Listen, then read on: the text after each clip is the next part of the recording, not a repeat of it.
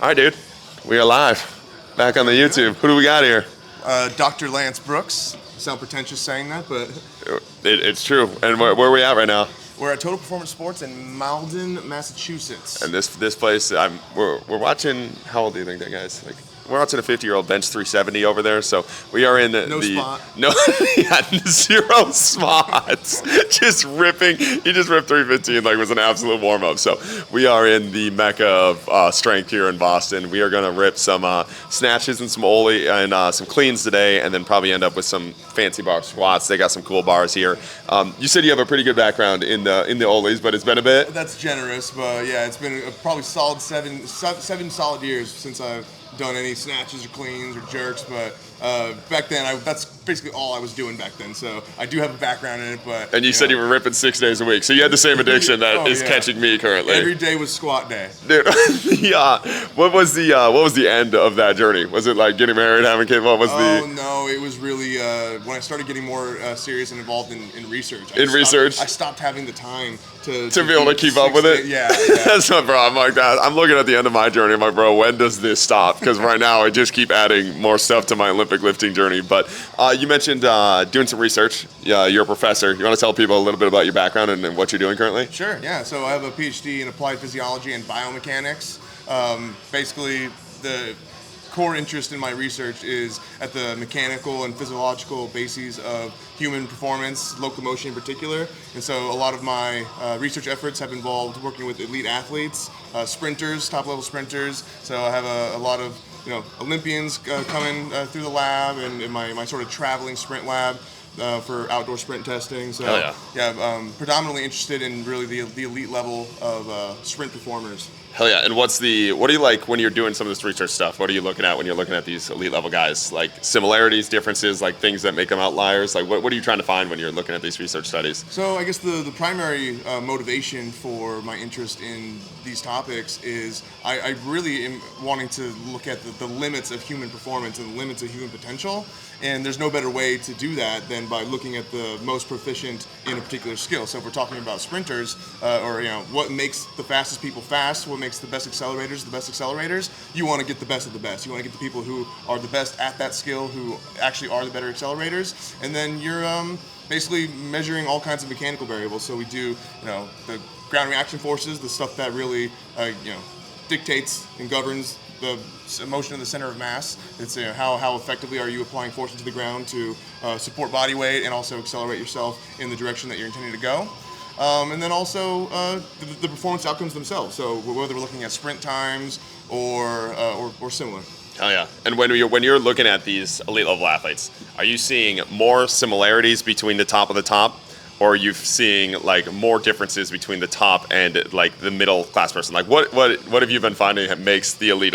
Is it they all have their own individual thing that makes them an outlier and like an N of one? Or are the elite, do they have consistent things that they do that just the average person does not do? I would say in a phrase, we know with a very high level of certainty what are the things that determine successful sprint performance, and those are the things like how effectively are you applying force into the ground in a narrow time frame. So narrow duration, so you want to apply really massive forces into the ground with respect to your body weight in a small amount of time. So we know that those are the things that move the needle in terms of performance, and those are the outcomes that we target. And so the highest performers, the most elite, are going to do that better than people who are maybe sub-elite or just not quite as proficient in that area.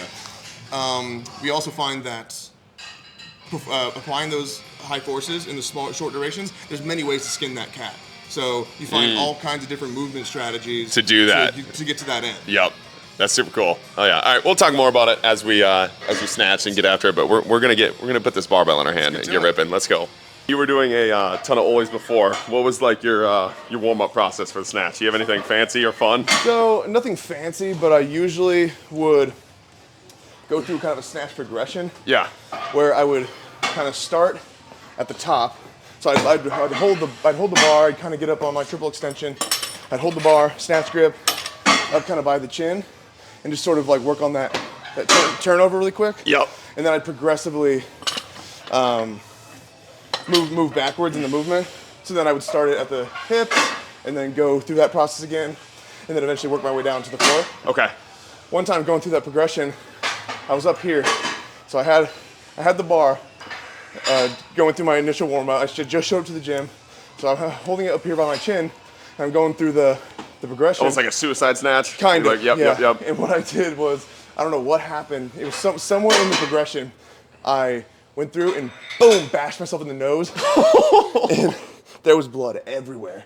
Going down on the gym floor, I had to run to the bathroom. Oh my. We just finished my lift though. We just had a strongman on the podcast yesterday where he was carrying a rock, or like a sled that was full of rocks, but he passed out while he was carrying it. Oh my God. And while he passed out, he smacked his face Goodness. on the thing that was carrying it. Goodness. But because he never dropped off the implement, he wasn't technically disqualified. So everybody was trying to rush in to get him. And the announcer's like, hold up, he hasn't left the implement, because he was slumped on the implement. Yeah. Let him wake up. They woke it, he got himself to wake up, and then he finished the 70 yards that he had to carry this 700-pound yoke walk type thing. I was like, you are a psychopath. That's incredible. Ugh. Yeah, he's part of the Army strongman team, so they pay for him to go and do strongman events and recruit for the Army. It's like the perfect gig.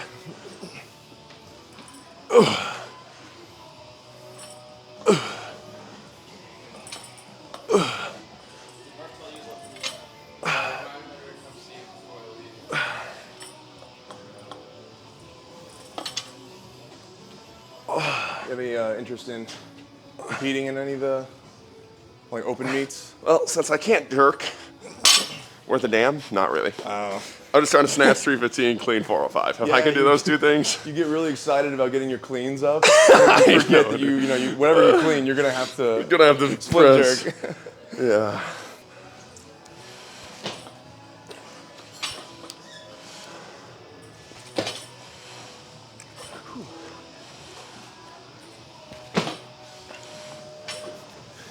You said you enjoyed snatching more than cleaning, though, when you were doing it? Oh, yeah. Just the athletic feel of them, or? Yeah, I guess it's more of a point of pride when I finally felt like I kind of got proficient with the snatch. I was kind of more proud of learning that new skill, because throughout my athletic career, high school, they had you doing cleans, at a young age. They don't really have you doing snatches. Yeah. Or at least in my experience, they didn't. Dude, me neither. We cleaned all the time in high school, and then we're told basically snatches will destroy your shoulders, like that old verbiage. Right. So we just never snatched in high school. It was all cleans. And we didn't have a strength coach in high school, so it was our sport coach that was running us through the lifts. They didn't know how to coach those things. Yeah. I had no idea. But there's more and more kids nowadays. Like the high school I went to now has a strength coach. Yep. They didn't have that when I was there. Oh, the same, yeah. Yeah, so more and more. I think I got really, our head football coach was also a strength coach, and everything we did was super athletic. It was pretty Olympic based. So right. It was just drive up your own Olympic numbers as much as possible. But even just having that compared to most high schoolers where I met them in college and they had no strength conditioning experience, the difference in physical development in our bodies was crazy. Yeah. I was like, it's wild. More and more kids are coming up with strength coaches in middle school and high school. When I was doing my master's degree, I was my graduate assistantship that paid for my schooling was a private all boys high school.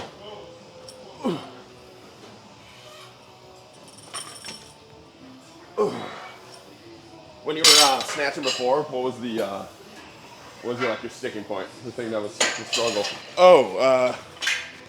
Definitely the catch. The catch? Definitely the catch. Yeah.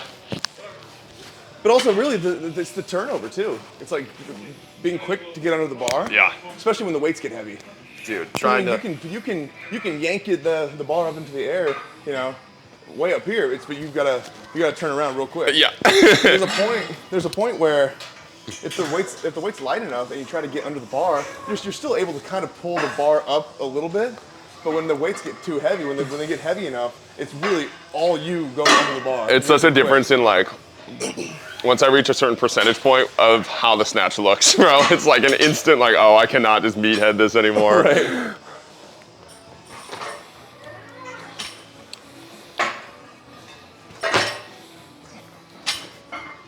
This might be my first time lifting in kilo plates. Oh, is that right? Oh, perfect. Oh, great.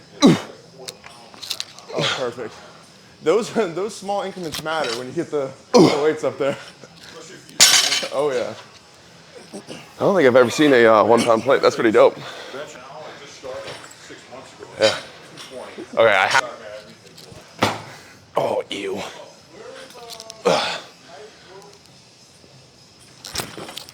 Nice. Oh. That weight's not going up for me today. It was off. Yeah, on my last set, I realized just how rusty I am. I feel like I'm dying from this plane ride, bro. What time did you flight Monday? 10 a.m. I think. Okay, not too bad. Not too bad. Where do you guys live? I'm from Minnesota. I live in Saugus. I lived in Evelyn. Where is that? Yeah. Evelyn. The U.S. Hockey Hall of Fame. Oh, yes. Yeah. Hey. I lived up on the Iron Man. It's only my second time, or third time in Boston. My girlfriend's going to Harvard Law School. Okay. So, in town for hanging out with her, but she has class right now. So, you want to come to class? I said, no, I'd rather go lift. I'd rather go lift. All right, we got 3 sets here at, what do we say? 60, 90 kilos here? Correct. So, He has 3 sets here. we'll rip here. This is feeling like I just got off a plane and slept on a dorm bed last night. We're gonna rip. Let's go.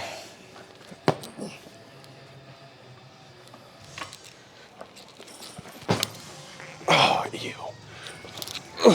Don't mind the 80s thrash vibes. Oh. That is so sticky. There we go. Oh my God, dude. When you're teaching at your spa, what's like the classes you're teaching? So right now I'm doing foundations of sports science, Okay. biomechanics, developmental kinesiology, and it's just kind of like growth and development and how it shapes movement over the years. Yep. The course of the lifespan. And then a grad course, night classes. It's a collaborative research. Damn, you have a lot of classes. Yeah, it's all That's about interpreting evidence. Yeah. So going from data to some sort of message, like what story did the data tell? Okay. And it's a skill and a competency that I think is important. So that's a class I'm teaching to our grad students. That's super cool. Yeah. Hell yeah.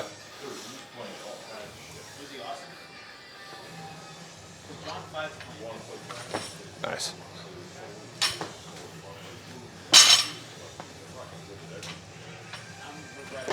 There you go.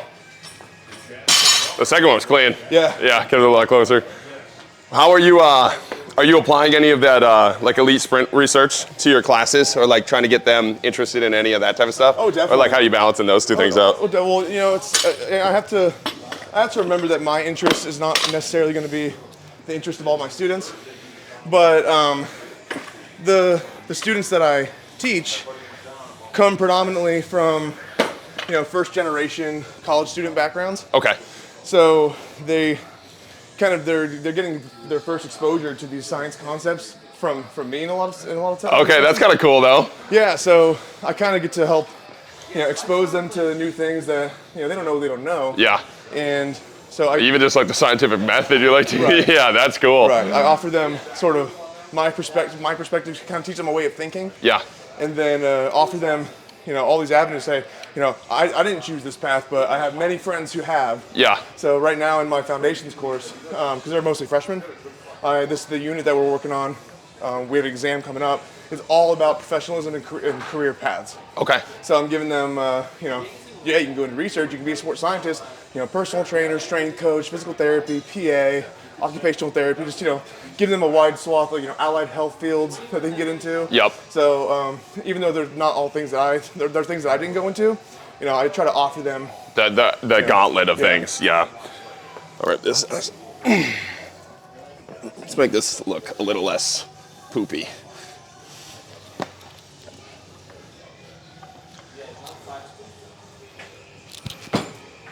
Nice. Oh. Yeah, the bar path is clean. There we go.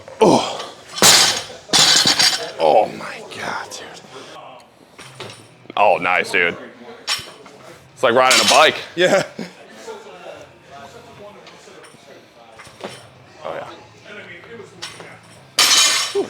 So when you're testing these elite level sprinters, what's that look like? Like in real life, like what are you doing? Oh, you know, what are you hooking them up to? Well, it depends if I'm doing it from a research perspective. Yep. Or from a consulting perspective. And is this BPM? What's BPM? BPM is Brooks Performance Methods. Okay. So BPM is my private company. It sits atop 3 pillars. We have training, testing, and teaching. So we have training solutions for athletes who need them. But by far the biggest driver of our company is the teaching and the testing. Yep. So the teaching side of it is more the consulting that we do for coaches and practitioners, and then the testing is the consulting I do for athletes themselves. Yep. So to answer your question about the testing, what that looks like, it depends on if I'm doing it from a research perspective or the consulting perspective. Because from the consulting perspective, it's all about serving them, helping them reach some end. So whatever the goal is. So like they have a problem, you're gonna take all of your tools and like try to give them some solutions to that problem. Exactly. What's that? Have you had like give me like a case study on that? Like, have you had like some really cool ones where you're like, oh, we found something that was sweet? Yeah. So the cool thing is I'll rip the set. The cool thing is that the consulting I do and the information I provide and the services I give are they stem directly from the work I've done in my research. So I'll let you hit your set. You starfish. Nice. There you go. There you go. Very nice. Boom. Ooh. Oh. So I'm really interested in, sprinting, so top speed and acceleration. With acceleration, I find, and these are things that I probably won't and shouldn't get too specific about because they're things that I'm still working to get published. Yep. So it's they're sort of novel concepts, but individualizing the sprint start setup. Okay. And it's based on their stature. You can go. I'll grab this stuff. I'll set this up. So then you're watching them. Like, is it motion capture? Like, what are you? I do motion capture. I do radar. I do stride parameters from accelerometers. And dude, that's sick. From and you just basically build out a whole individualized sprint, kind of. Yeah, because I mean, I may suspect, and I might form some sort of because again, if I'm just doing consulting, I still approach it the same way I would with research. So you have your idea of what you think might be going on, form sort of a hypothesis, and then. Do you want another set there, or are you done? I'm good. Okay, perfect. And then. Measure a bunch of things and you try to capture as much as you possibly can because there might be things that I'm not realizing that's going on. So you're watching it with the coaching guy first, coming up with some like general hypothesis and then using the data to back. Right. Well, or I'll just go in there and I have a pretty versatile sprint setup. Okay. So if I'm doing a particular research study, then I'm isolating variables. I'm doing different conditions for I'm trying to capture a specific phenomenon to see what's happening mechanically that can inform people's practice. When I'm doing the consulting, I just want to capture everything they're doing kind of in the wild and then tease out things from the data that I collect and then give them interpretations and here's some areas that we should maybe focus on with your training because these numbers aren't quite where they should be. Interesting. Based on what we know about what determines performance. Yep. And what are some of those numbers in like with the case study? Like what do you see? So, is it like straight times? Is it like ground reaction times? Like what's? Yeah. So a lot of it is I capture their velocity for the entire duration of the sprint. Yep. And how long you normally have them sprint? Does it matter? Like depend on the athlete. Depends on the athlete. Depends on the event, and depends on what they're asking for. And these are all high level sprinters, or are these like team sport athletes or combo? They are. It's a combination. But the higher level athletes I work with are sprinters. Yep. But then beneath that, I have high school athletes who play football. Maybe they participate in track. They just want to get faster. Yep.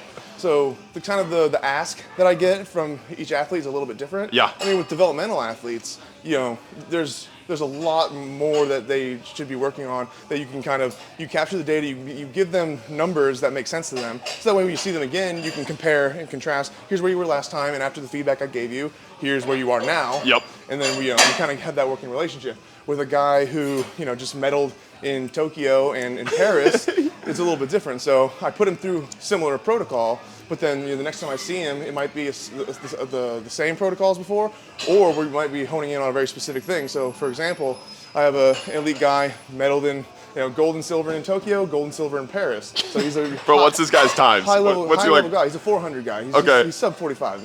He's Bro. ridiculous. So, but he's a guy who's trying to get into shorter distances. Okay, He's a yep. 400 guy, and training for that's a little, it's a bear in itself. So he has interest in getting into the 200 and even the 100.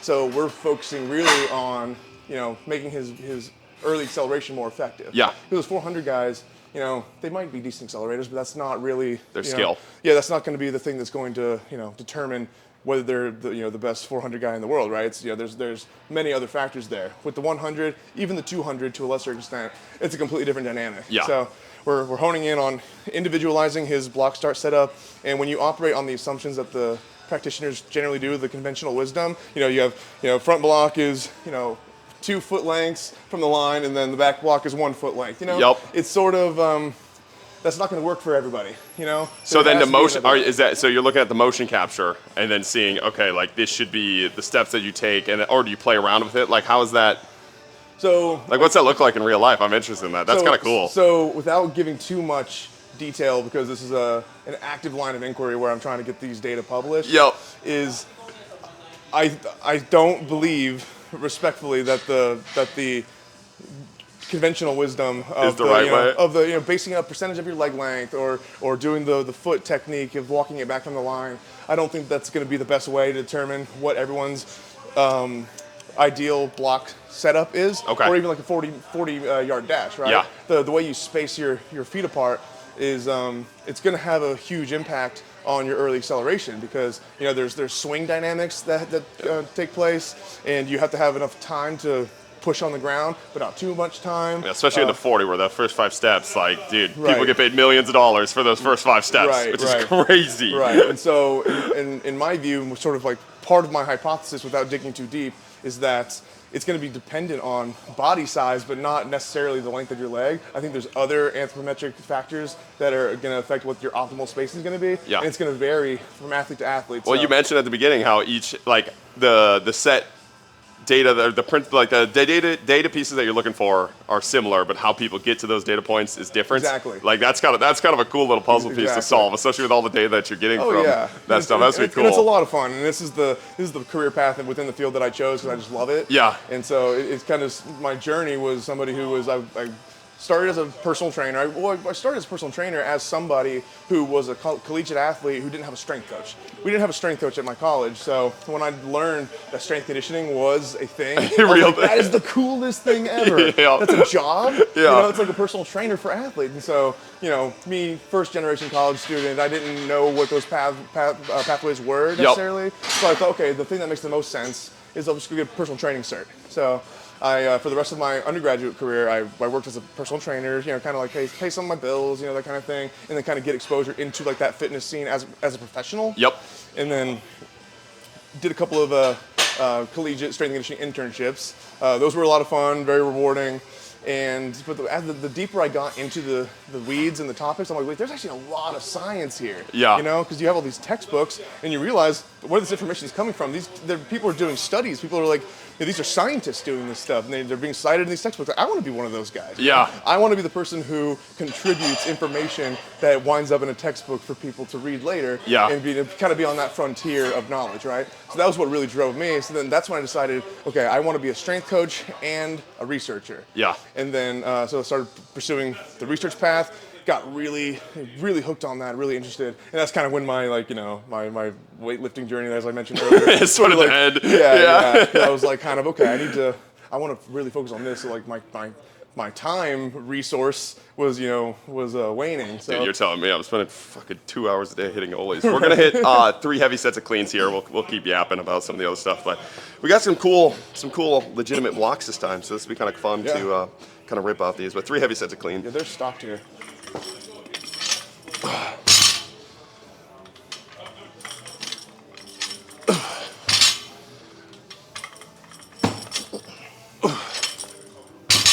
Let's go. All right, I'm gonna find another solution for this microphone. Yeah, and you can set it down for Yeah, I think whatever you I'll- lift I think into. I'll Might set be it the on the easiest window way. software. Yeah, the block height's different than mine. It's a little bit higher.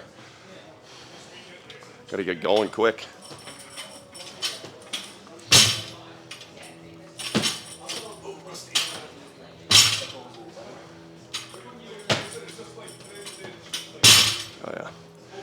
Well, I think one of the things you were mentioning, He got progressively better there. which is always you want. But one of the things you were talking about is you were a strength coach kind of practitioner first. Right. Then you went into the research route. Dude, I feel like that route is the way to go.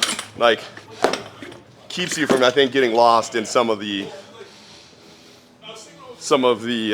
textbook type stuff to where it's like it doesn't actually apply to the athlete. So you know what I mean? Like, I think it's really cool when you have a person that's living and breathing and testing Right. the things you're saying rather than just going off, like you were saying, the conventional wisdom of this is what you're supposed to do because this is what I read or this is what somebody told me.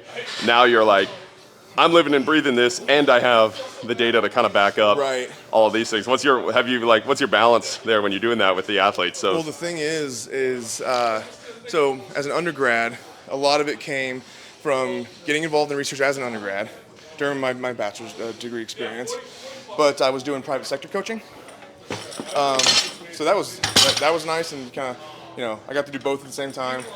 My master's degree, similar story, except I was a GA and I was coaching strength and conditioning at a private all-boys high school in Pennsylvania. Yep. So I did that throughout my master's degree. Then, of course, still doing research. I mean, I did a thesis and got my work published. So still doing the research and coaching path.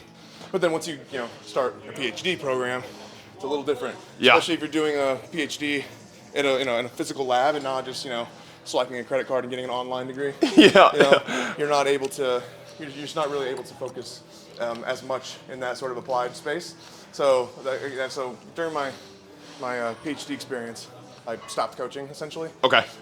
Focused on my work, still working on getting that published, but now that I'm free from grad school and I'm the past year and a half I've been growing the consulting stuff. So still very much involved with athletes from a research side of things, a consulting side of things, and then consulting with practitioners. So people who need some sort of invited speaking engagement. I'm working on some educational resources for coaches that to subscribe to. I have the articles that I put out on my website. Yep. brooksperformancemethods.com. So anyone who wants to go check that out, it's free. Just subscribe with your email address, and I put some free content on there, and then then I try to be as active as I can on social media, just getting the word out there about science, scientific literacy. Making science cool again. Yeah. I mean, society at large has a huge problem with scientific literacy, and the field of applied performance is no different. Yeah. And so I try to operate in my corner of the world to kind of mitigate that and make things a little better. Yeah, that's cool.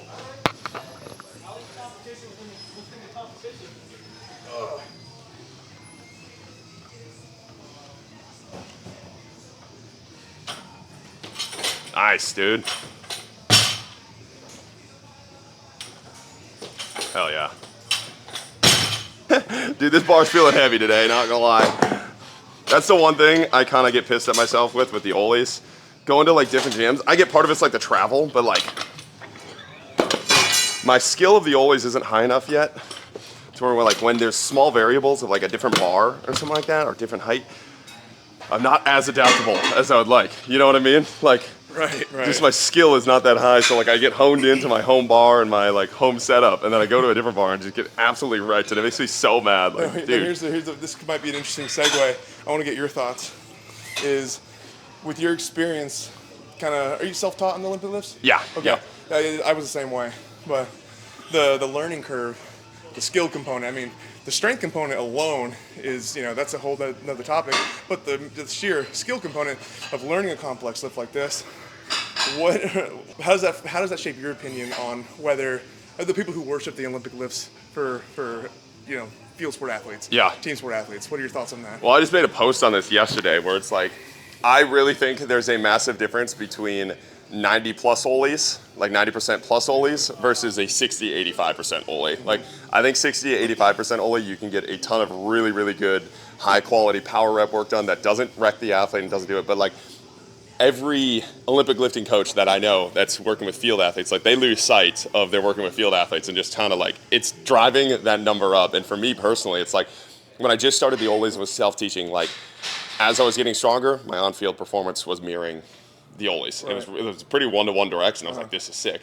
And then once I got past a 315 clean, 225 snatch, I started to realize the ollie lifts are just beating me up more. Yeah. And it's still making you more powerful. You're still getting a good stimulus out of it, but it's like such a different. Now I'm only lifting to only lift more, Right. rather than the direct correlation to on the field. And I was like, I think a lot of coaches get lost in that, and it's just like right now, like, and I know, like, I'm all right with it right now because my goal is to clean a lot of weight and snatch a lot of weight. But if I were to be an athlete, so you can clean. yes, exactly. If I was an athlete, like, continuing to push it the way I'm pushing it, it's definitely taken away from a lot of my athletic performance. Yeah. Not necessarily because the lift is doing anything, but just because it requires so much effort to continually, like, cleaning 365 pounds is like, it's a grind, man. Like, it's like, takes away a lot. So that's a big realization that I had is like, if I stay in that 60 to 85% range, it's really helpful. I can recover from it fast enough. I move it well enough. It doesn't beat me up, and I feel powerful, twitchy on the lift. And then anything over 85, it starts to turn into, now I'm only lifting to only lift. I think the pendulum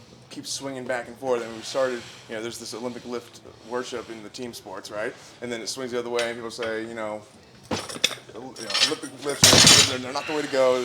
Juice is not worth the squeeze. And now we're kind of swinging back the other way. Well, that was my own personal journey too. Like high school, I was basically told for the longest time of like, you clean 405, you're going to the league. Right. And like, I got to a point where it was like my freshman year at college, I cleaned 350. Senior linebacker next to me, worst form in the world was like upright rowing 185 to get underneath it. And I was like, oh, I'm set, dude. I got this sports performance thing figured out. I walked on the field that day. I was a fullback, he was a linebacker. Dude, that dude hit me harder than I've ever been hit in my entire life. Like, I got laid out. I was like, oh, there is something that I am missing when it comes to sports performance. And that was my big realization of, oh, I'm only lifting to be an Olympic lifter. So then I kind of wrote off Olympic lifts for a long time because of that. And then I like had to come to Jesus moment of, oh, you're just programming them wrong. Like, you're using it for the wrong thing. You're just burning yourself out on the ollies and just trying to continue to push for that 1 rep max rather than using them for the thing they can be used for, which is, again, I think just sitting in that 60 to 85% range and using them as a power development tool that can make you feel good, make you feel powerful. And I don't think they're required for any athletes either. Like, most of my athletes I'm not Olympic lifting with right now, even though I'm addicted to it right now. And we're getting a ton of really good results with the athletes without beating them up. But what are your favorite alternatives?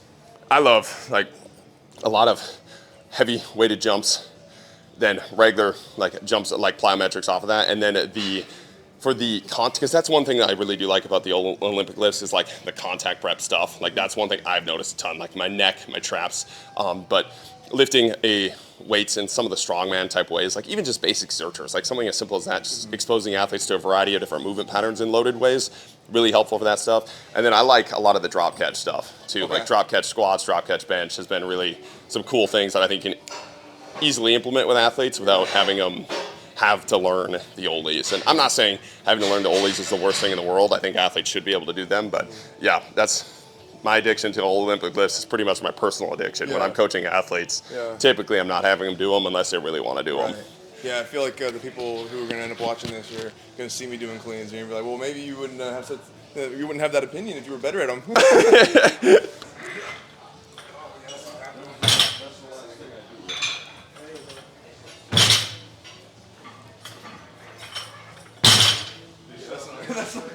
You want something else, or you want to? No. Okay.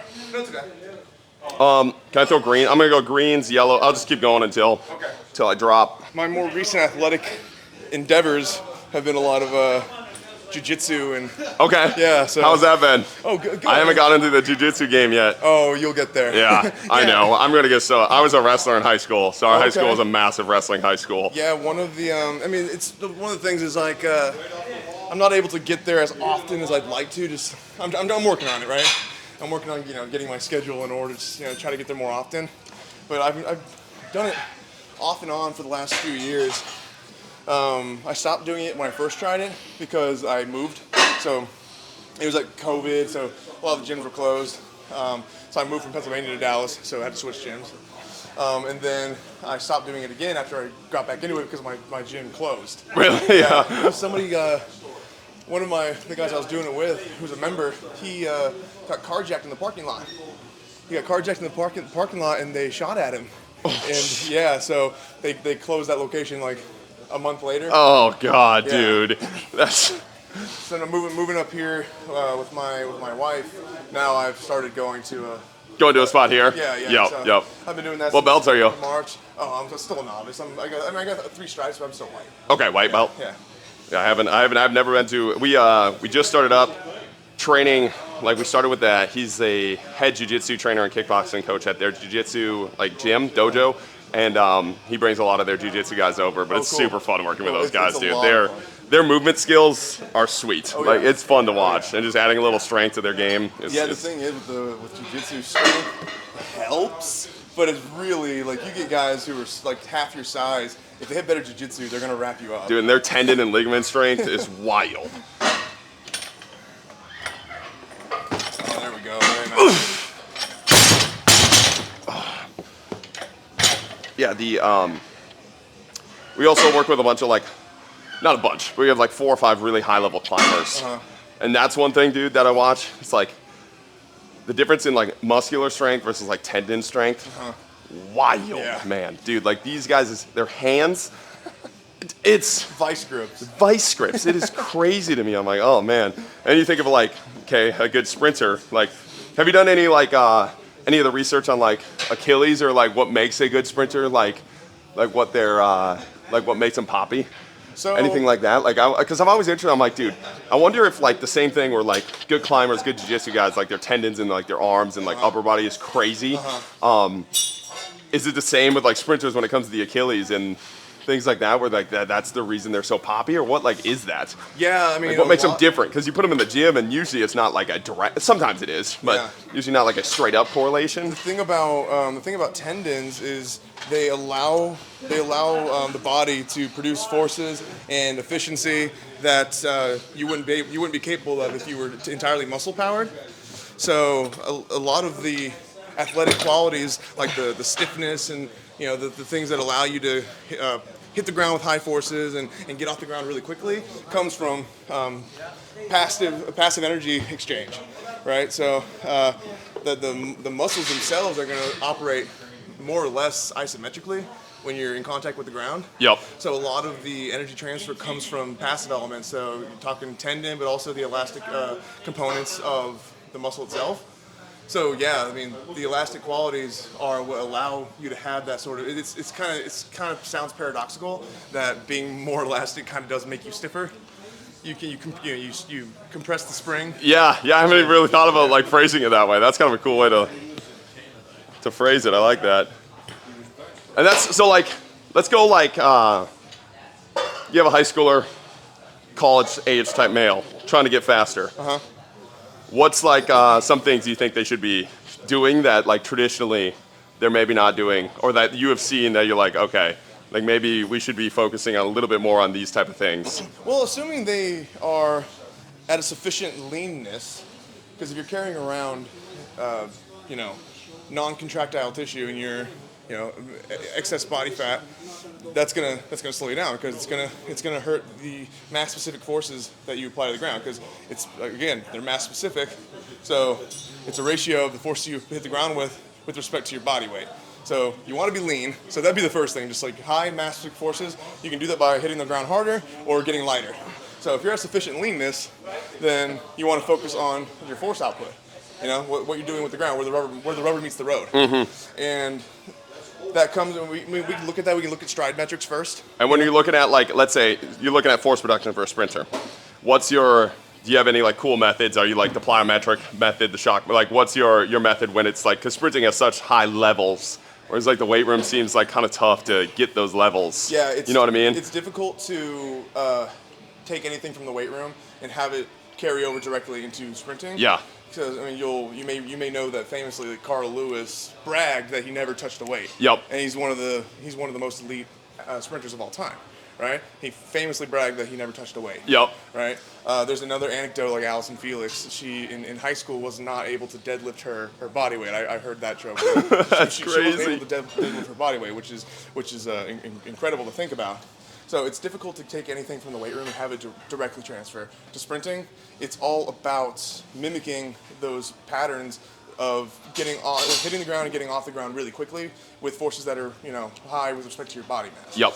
And the way we can measure those things in the lab on force plates, right? but we can also infer them from, we were talking in the car earlier, we can infer those things from other methods. So we can do from high-speed video, if we can capture the motion of the limb and we can make some assumptions, then we can, with a high degree of confidence, we can estimate what the forces on the ground are. Yeah. But then also, you can know how much time you're spending on the ground. And sometimes you don't even need to know how hard you're hitting the ground if you know how quickly you're getting off it. Okay, so right? then for that type of athlete, you'd focus on, would it be like a more plyometric type training method to get them off the ground and respond to the ground quicker? Yeah, I would think so. Because just for example, like, I wouldn't say cleans would have a direct carryover to sprinting, even though, but you said vertical forces are what's going to make you faster. You hit the ground with higher vertical forces, right? I'm pushing vertically in a clean, but it's not the same thing. The mechanics are completely different. Yeah. The way the muscle operates, we're shortening here, right? Yeah. So it's a lot of muscle shortening. We're in a position where, the muscle belly and, the MTUs, the muscle tendon unit is, the fascicle lengths are changing, where in sprinting, at top speed sprinting, the muscle's not doing that. The muscle's acting, we call it quasi-isometrically. Yep. Because there's maybe a little bit of length change eccentrically and a little bit of length change concentrically when you come off the ground and hit the ground, but almost all of the length change and energy exchange is coming from passive elements. Okay, that's kind of cool. I'll ask you, I got a question based off of that after this. Gotta try and not body myself here. Let's go.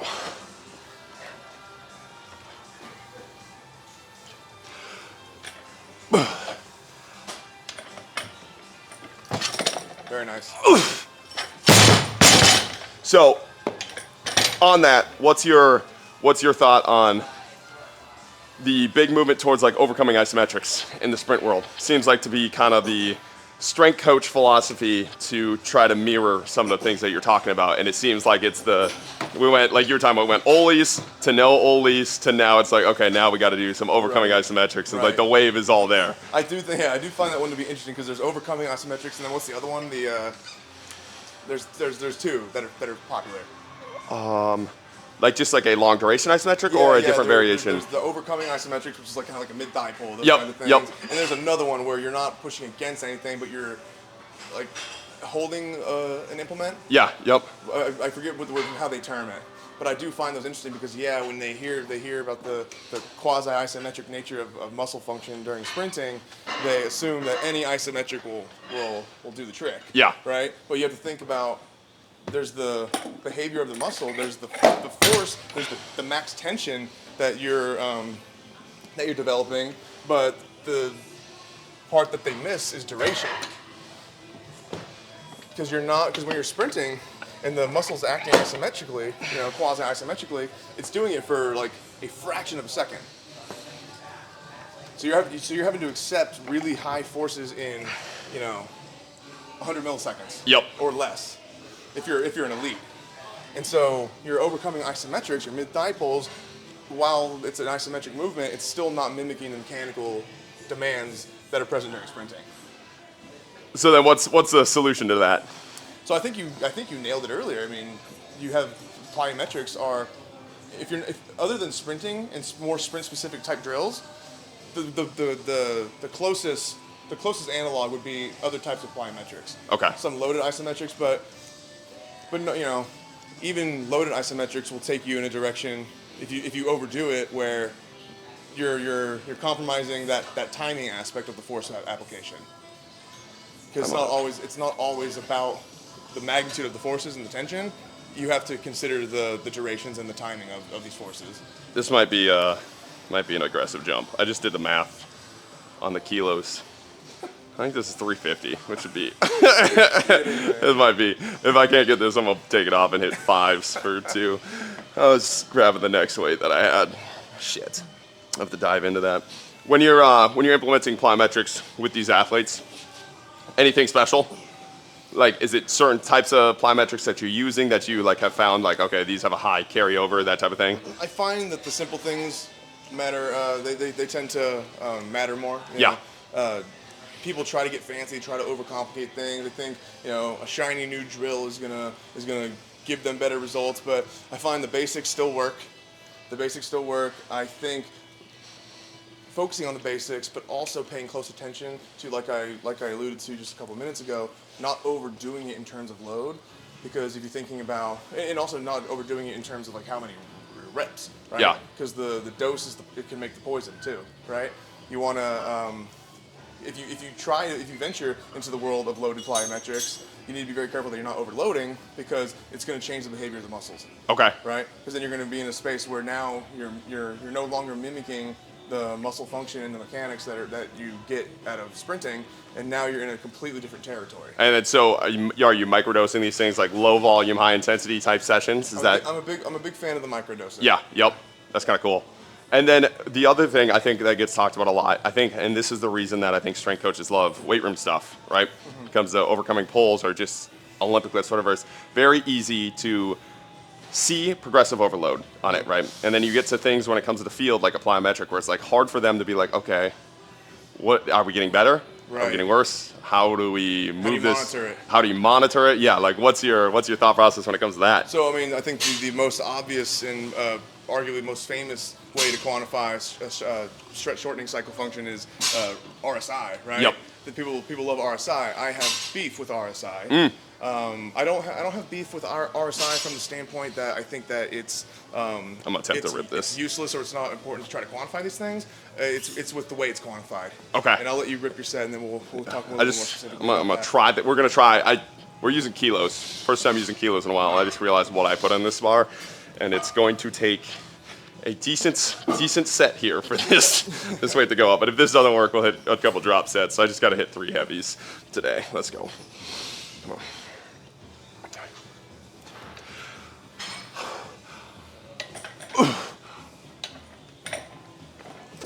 Nice. Oh. I don't know if you're getting 3, but you can get 1 Oh, for sure. I think we could get that. That kind of hurt. I bailed on that. Okay, so tell me more about this RSI. So RSI, well, first of all, it's rarely defined consistently. So you have some people define RSI as jump height over contact time. You get aerial time over contact time, and then there's other ways of doing it as well. So the field can't even agree on how they want to define RSI, right? But if we take the most popular method and we go with the jump height over contact time, if you're a mathematician, or you don't even need to be a mathematician to realize what's going on, the units that come out of that is meters over seconds. Those are velocity units. Yep. But it's not a velocity. It's not even close to a velocity. So in the way that it's defined is inconsistent. The way that it's mathematically defined most popularly is conceptually and theoretically Wrong. Just flat out wrong.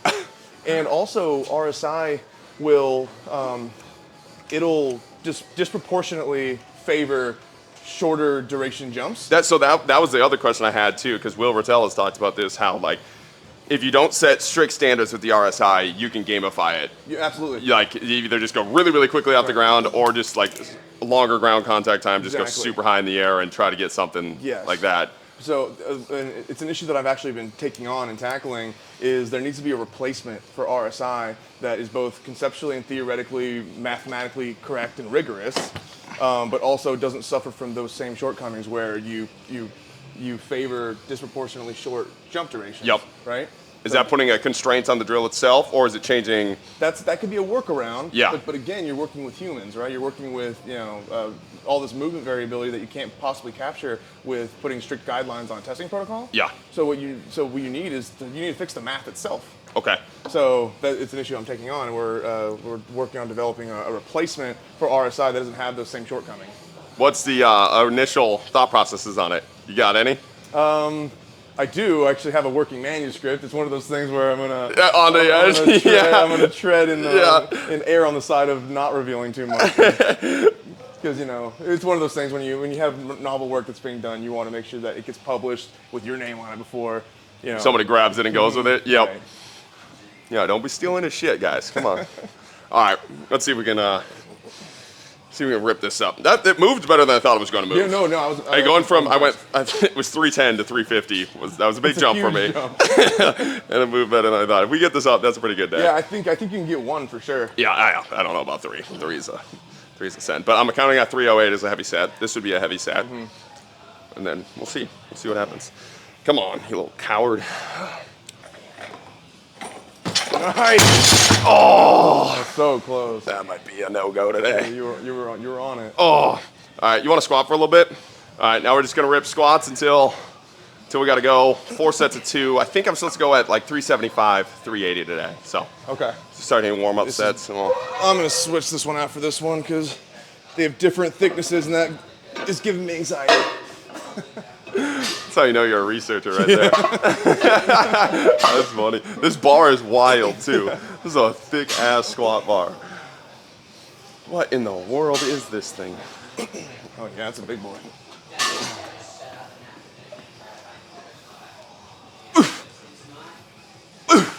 Let's go.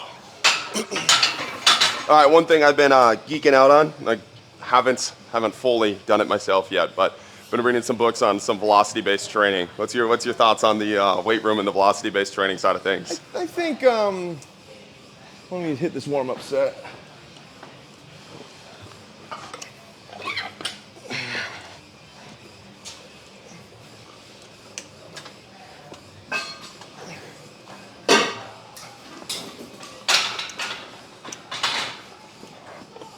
I think it's an interesting phenomenon.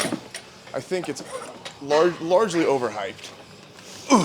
And is that just because even if you're working at high velocities in a weight room, it's still not close to what the field has to do? Well, it's hard to mimic what's going on in the field. Yep. In terms of velocity and muscle function. It's not impossible, but it is difficult.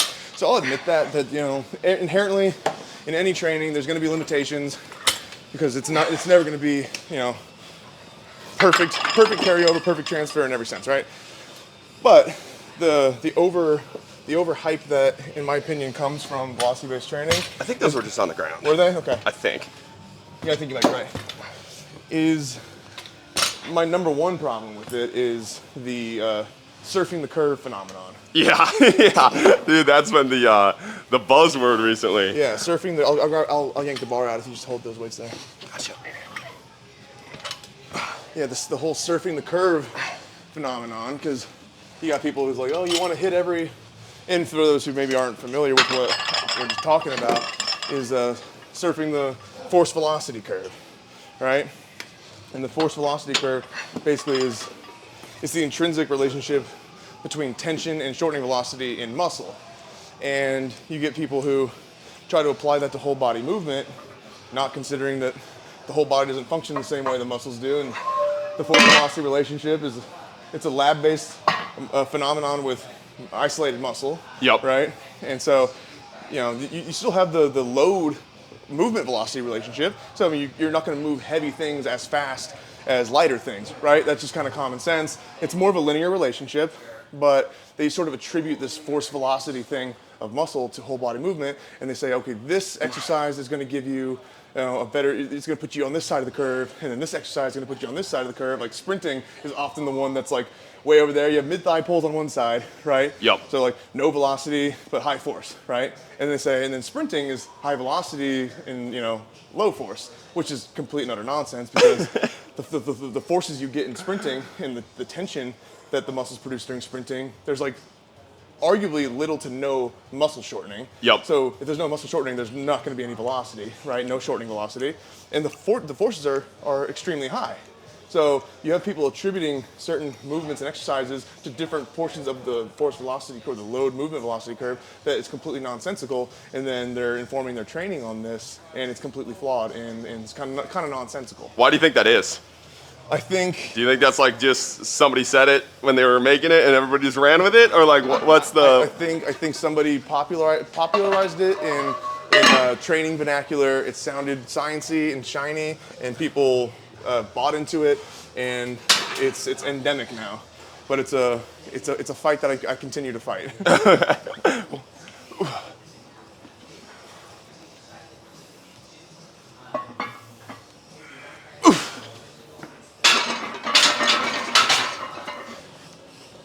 I'm starting to think this bar is not 45, by the way. Bro, that bar feels heavy. So then, coaches watching this, what would be your recommendation? Training, like just general principles of training an athlete to get faster with all of this things out there of like people talking about like RSI, people talking about velocity-based training, people talking about the force velocity curve. Like, what are your general principles when it comes to like training somebody to get faster, working with an athlete, for just the general coaches listening? I think the main through line through all of this is athletes. The cornerstone of a good athlete is effective force application, right? Whoever can manage their forces with respect to their body weight in three-dimensional space, those are going to be the better athletes, right? It's just a simple fact of life, but the simple things matter. The simple things still work, right? So you hear about velocity-based training, you hear about the force velocity, and all these like lab-based phenomenon that people they get really into because it sounds cool, it sounds sciencey, but they don't quite understand it well enough to let it really inform their training and their coaching. So I always say if it's something that you're not super familiar with, let the people that are familiar with it worry about it and try to move things forward. Just focus on the simple things. People that do like FVP, force velocity, power profiling, and sprinting. Another thing that I have huge problems with, but we can shelf that for another time because I can talk for hours about it. But I have. This is the most in-depth YouTube we've done. This is pretty sweet. But there's things like people it sounds shiny, it sounds cool, sciencey, but there's huge flaws in it that the layperson isn't going to be able to identify. Yeah. Right. And they're just going to take whatever was the article posted on Simply Faster about it. Right. Yep. Yeah. Right. And so, trying to quantify power in a sprinting context is also pretty nonsensical because you're moving to a variable that's less relevant for performance. I mean, just clock your sprint times. It is that simple. Yeah. It is that simple. If you have the sprint times, you have a benchmark for where they are in terms of their performance, and then you know what the variables and determinants for making them better are, and those are conversations that you can have, right? About like, what's the best training practices, and everyone's got an opinion on it, but you have your benchmark as the sprint times. You can do splits. You can do 10 meters, 20 meters, 30 meters, 40 meters, right? Just go with that. Don't chase power as a metric. Then first of all, it's not even scientifically valid to use it because power is inherently it's a scalar. It's not a vector, so there's no direction inherently. So when you talk about like horizontal power, that's not a thing. Yeah. And so since it's a scalar quantity, it ignores one of the most important mechanical factors in sprinting is vertical force application. Because if you're talking about power, there's no direction. So we talk about force, which has a direction. It has a magnitude and a direction. Power just has a magnitude. So scientifically, it's not even a valid structure. The force, velocity, power profiling for sprinting. Yep. Because then it bakes in all these assumptions, and then it takes you away from the most relevant performance factors, and then suddenly you're left with this variable that you're chasing after, and people hook themselves up to 1080 units, and then they're sprinting and they're getting these power outputs and these metrics, and they're like, oh, your power on this sprint was okay, but he ran slower, Yeah. Oh, dude, you got the probably smartest guy we've had on this podcast telling us just to sprint through sensors. So we'll take that. Let's go, baby.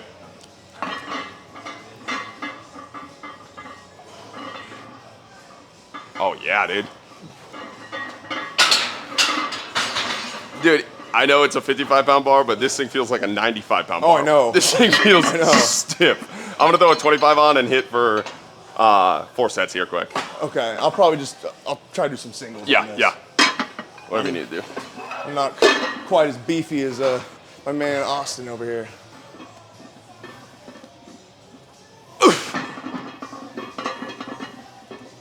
Let's go. Going back to that RSI thing, if that's something coaches shouldn't be using to track their plyometric progress, is there anything? Is it just like eye test? Is it just programmed to plyometrics and then using the times to see if they're working? I think you mentioned Will Rattel had his idea of a workaround. Yeah. For RSI, just try to give really strict testing guidelines. Yeah. And you still use RSI. I think that's the best option you guys have really right now. Yeah. Right. Okay. So you gotta wait for the other stuff to catch up and not try to outsmart it. Yeah. I'm not gonna tell people, oh, don't do this, because it's like, God, what does this guy want me to do? Right? Yeah. So I mean, you work with what you have, and there's severe limitations and theoretical conceptual issues with it that the academics are working to address. Yeah. And so I have working ideas that. So we subscribe to the newsletter Yeah. right here, and Well, then we. It'll be something that gets published in the academic literature because it's something, because that's another thing that I have an issue with in the field is you get people who even have PhDs, right? Who, however they got their PhD, I mean, they had the 3 letters, right? And they put their content out there. They start talking about scientific concepts, and people trust them because they have those 3 letters, but they don't participate in the academic process anymore. They're not participating in the peer review process anymore. Yeah. They're just They doing, got it, and then now they're. exactly. Yep. So I have my PhD. I have my free content that I put on my website and social media. None of that's peer reviewed, right? But I do my best to give the best information that I possibly can give. But at the same time, if I have It's a different standard than. it is. Yes. It is. Yeah. And if I have ideas that are novel and I think are important that can help improve the field, everyone benefits if you participate in that peer review process. So Yep. if I have an alternative to RSI, or if I have an alternative framework for assessing sprint performance, I'm going to go into the literature. I'm going to publish. Right, I'm going to submit to a journal, and a jury of my peers is going to see if it holds up. Yeah. Yep. They try to poke holes in it. They make sure, okay, like I'm not sure you thought about this quite the right way, but what about in this circumstance? And they check you on it, and then they either send it back and say you need to change this. This needs some work, or eventually they'll say, okay, this meets the standard. Good stuff. We're going to publish this in our journal, and then it comes out, and then you can share it with people and say, hey, this it's not a perfect process, but it's better than What we have. Yeah. Yeah. And it's better than just grabbing those 3 letters and then spewing stuff that you would have spewed anyways if you didn't get the If you didn't get the 3 letters, yeah. And we know who some of those culprits are. Yeah. That's kind of cool. I like that thought process. You got this? Yeah, I'm gonna hit a single. I think. You want a spot or you good? Yeah, you better. Yeah.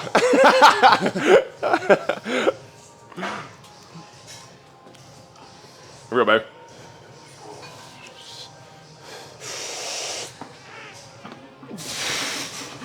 Come on. Oh, easy. Nice, dude.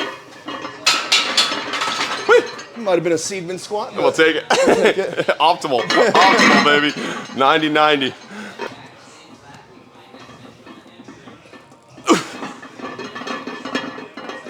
Let's go. Nice. So then let's say you have a strength coach, seeing something they're getting results with, it's a method they think works.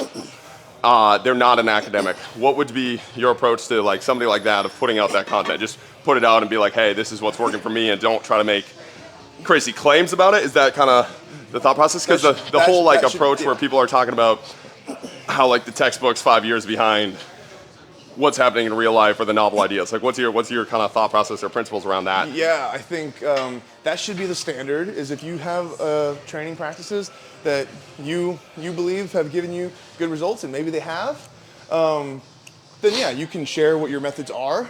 But like you said, don't make any bold claims saying like this is the way everyone. This is the way. Yep. Yeah, because just because it worked for you, you don't know if what actually worked. Yeah. Right. You just know that you did this, and your athletes have gotten results. But Well, you did that concurrently with 100 other things Right. in your setting, with your athletes, with Right. your culture.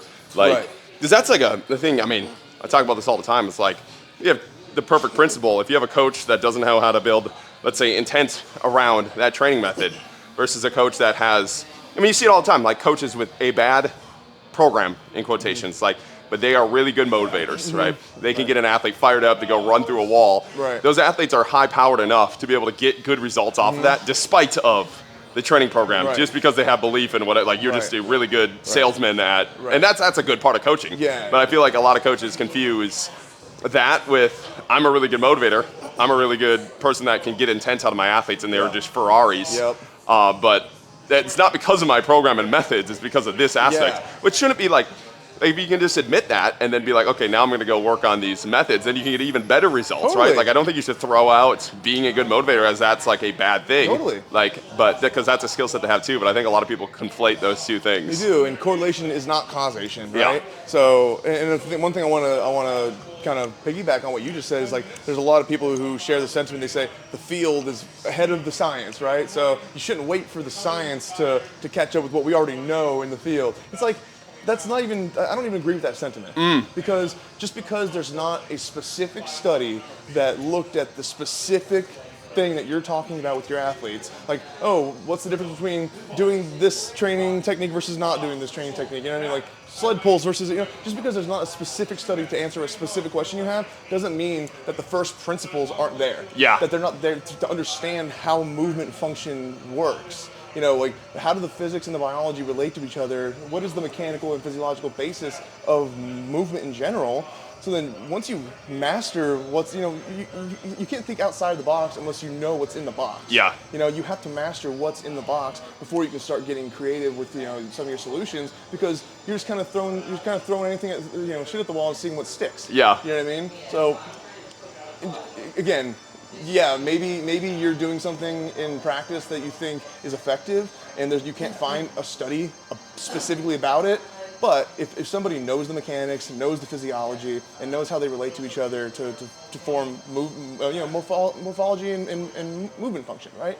If you have somebody who knows these first principles, then they can make pretty decent inferences on whether something's going to be effective or not, right? Yep. Yeah. And then you form a hypothesis, and maybe you can test it. But like we know certain things, and we know why certain things are not going to be effective.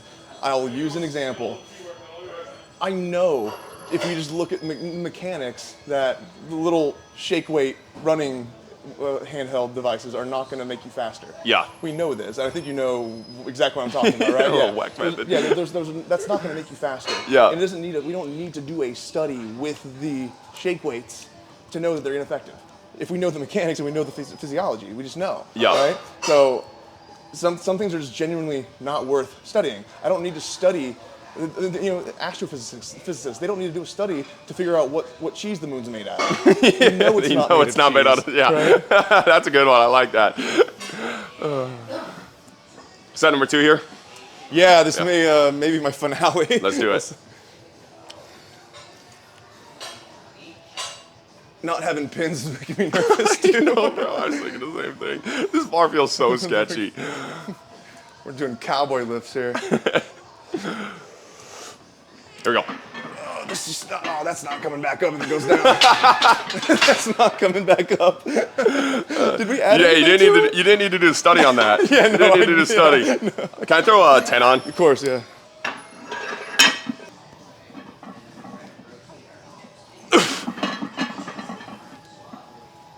Let's go.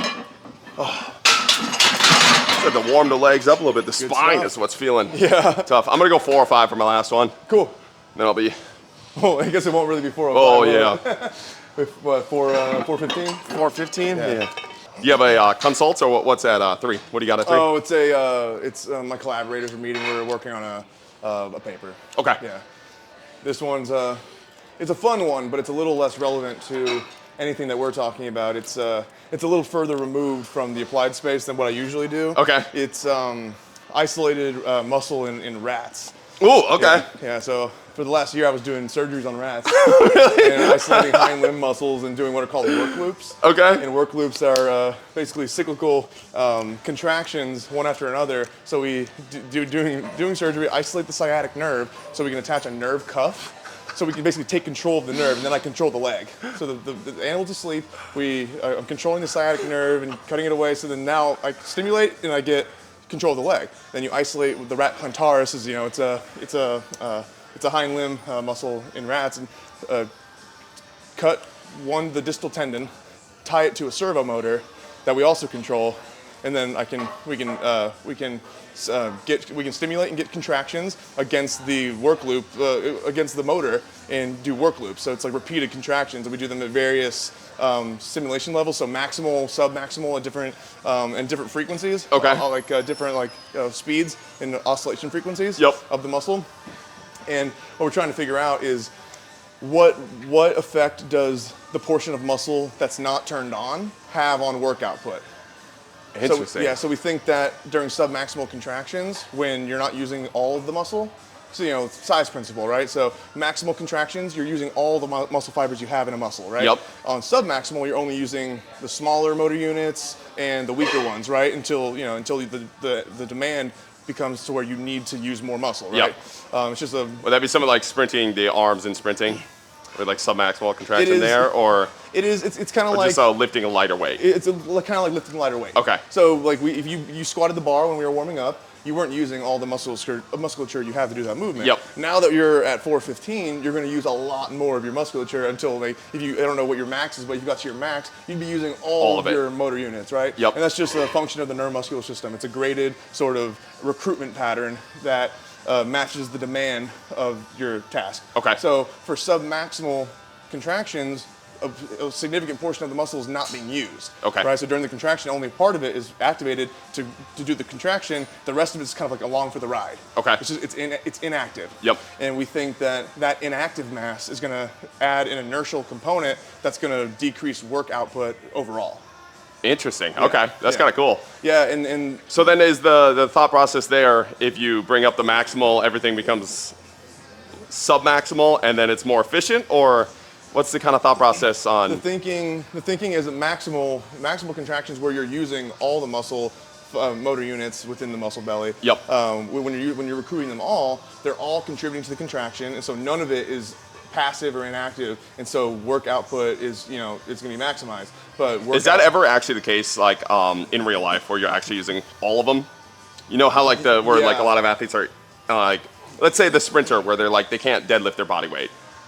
That would probably be, even though it's like their max deadlift, you would say that's probably they're suboptimally recruiting those motor units. That's why they can't get that weight up, right? Like, because isn't there a skill set in like being able? Because like when you talk about like Chris Duffin, where his 1 rep max speed is 0.08 on a squat, whereas most people are like 0.16. Right. So he's got much better at being able to grind through a rep. Is that using more of the maximal? Like he has this skill set of using more of his muscle units, like a more towards a maximal percent. Yeah. Is that the thing? I believe when you're doing true max, you are using. Even if that's just your max, and that's okay. Interesting. Yeah, and there's these anecdotes about like hysterical strength where. That's what I was like trying to like where you have more of an ability to do that. A woman picking up a car off her child. There's actually no real compelling evidence that's interesting. That's okay. the case.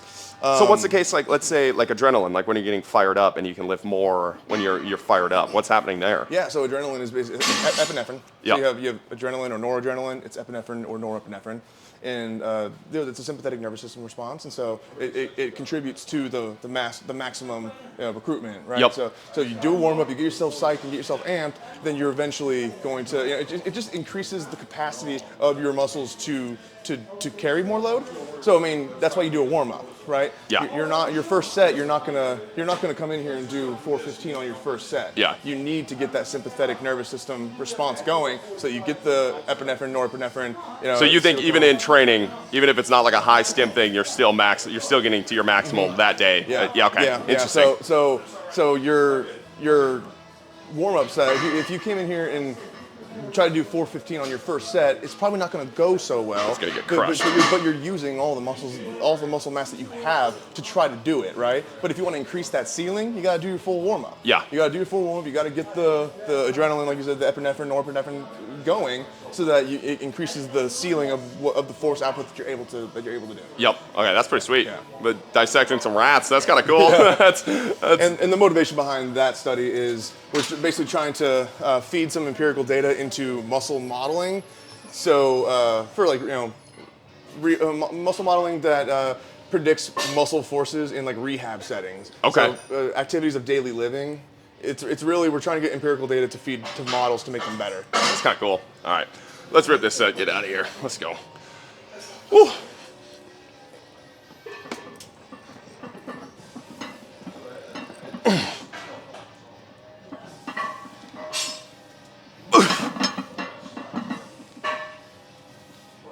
Let's go. There we go. Nice. Good shit. Boom. All right. All right. Any final words for the people before we head out? Train smart, be smart, eat smart. But no, in all seriousness, they can all find me on Instagram is where I'm most active on social media. Yep. LanceBrooks_PhD is my handle. I try to put out a lot of stuff on my website, brooksperformancemethods.com. And can they find that through? I'll put that in the description, but they can find that through the Instagram too. Yep. They'll be able to find all the stuff that they need, and just keep an eye out for some of my publications that are going to be coming out. Hell yeah, let's go. Appreciate you coming on, dude. This is sweet. Of course, yeah. This is a lot of fun. This is our most in-depth YouTube we've ever done. This is sweet. Yeah, it's fun to talk science and sport. Appreciate you guys watching. Keep chopping wood.